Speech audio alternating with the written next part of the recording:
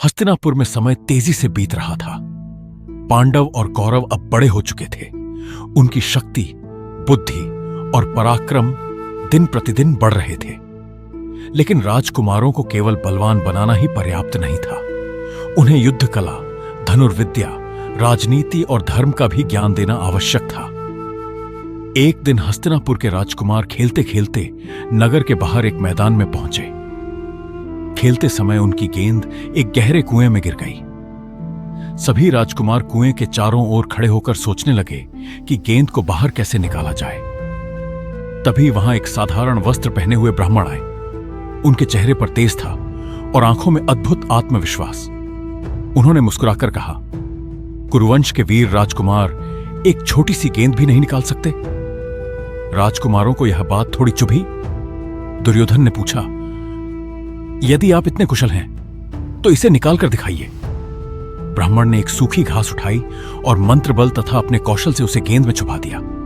फिर दूसरी घास पहली घास से जोड़ दी, फिर तीसरी, चौथी, और इस प्रकार घासों की पूरी श्रृंखला बनाकर गेंद को कुएं से बाहर निकाल लिया। सभी राजकुमार आश्चर्यचकित रह गए। जब यह समाचार भीष्म पितामह तक पहुंचा तो उन्होंने तुरंत उस ब्राह्मण को राजसभा में बुलवाया। वहां पता चला कि वे कोई साधारण व्यक्ति नहीं, बल्कि महान धनुर्धर और युद्ध कला के आचार्य गुरु द्रोणाचार्य थे। भीष्म ने उनका सम्मान किया और उनसे अनुरोध किया कि वे कुरुवंश के सभी राजकुमारों को शिक्षा दें। द्रोणाचार्य ने यह प्रस्ताव स्वीकार कर लिया। इसके बाद हस्तिनापुर में एक विशाल गुरुकुल की स्थापना हुई। पांडव और कौरव सभी गुरु द्रोणाचार्य के शिष्य बने। गुरु द्रोणाचार्य कठोर अनुशासन में विश्वास करते थे। वे अपने शिष्यों को केवल शस्त्र चलाना ही नहीं सिखाते थे, बल्कि धैर्य, संयम और एकाग्रता का भी पाठ पढ़ाते थे। भीम गदा युद्ध में सबसे आगे थे। उनकी शक्ति देखकर सभी आश्चर्य करते थे।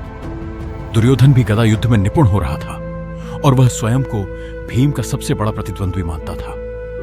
युधिष्ठिर धर्म, नीति और राजकाज में विशेष रुचि रखते थे। नकुल और सहदेव तलवारबाजी तथा अश्वविद्या में अत्यंत कुशल थे। लेकिन इन सभी के बीच एक राजकुमार ऐसा था जिसने गुरु द्रोणाचार्य का विशेष ध्यान आकर्षित किया, अर्जुन। अर्जुन में सीखने की अद्भुत लगन थी। वे दिन रात अभ्यास करते रहते थे। एक रात भोजन करते समय अचानक तेज हवा चली और दीपक बुझ गया। अंधेरे में भी अर्जुन का हाथ बिना गलती के भोजन अपने मुख तक पहुंच रहा था। उसी क्षण उनके मन में विचार आया, यदि अंधेरे में हाथ अपना मार्ग खोज सकता है तो अभ्यास द्वारा मैं अंधेरे में भी लक्ष्य भेद सकता हूं। उस दिन से अर्जुन ने रात में भी धनुर्विद्या का अभ्यास शुरू कर दिया। गुरु द्रोणाचार्य ने जब यह देखा तो वे अत्यंत प्रसन्न हुए। उन्होंने समझ लिया कि अर्जुन साधारण शिष्य नहीं है। कुछ समय बाद गुरु द्रोणाचार्य ने सभी शिष्यों की परीक्षा लेने का निश्चय किया। उन्होंने एक पेड़ पर लकड़ी का पक्षी रख दिया और सभी राजकुमारों को बुलाया। सबसे पहले युधिष्ठिर आए। गुरु ने पूछा, तुम्हें क्या दिखाई दे रहा है? युधिष्ठिर ने उत्तर दिया, मुझे पेड़, शाखाएं, पक्षी और मेरे भाई दिखाई दे रहे हैं। द्रोणाचार्य ने उन्हें पीछे हटने को कहा। फिर दुर्योधन और अन्य राजकुमार आए। सभी ने लगभग यही उत्तर दिया। अंत में अर्जुन की बारी आई। द्रोणाचार्य ने पूछा, अर्जुन, तुम्हें क्या दिखाई दे रहा है? अर्जुन ने कहा, मुझे केवल पक्षी की आंख दिखाई दे रही है।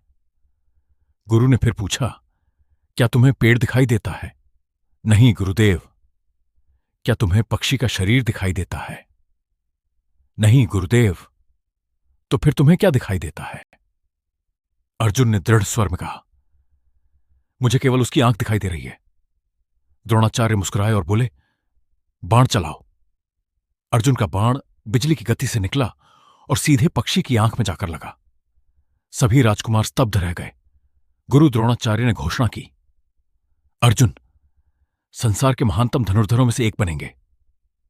यह सुनकर अर्जुन का सम्मान और बढ़ गया।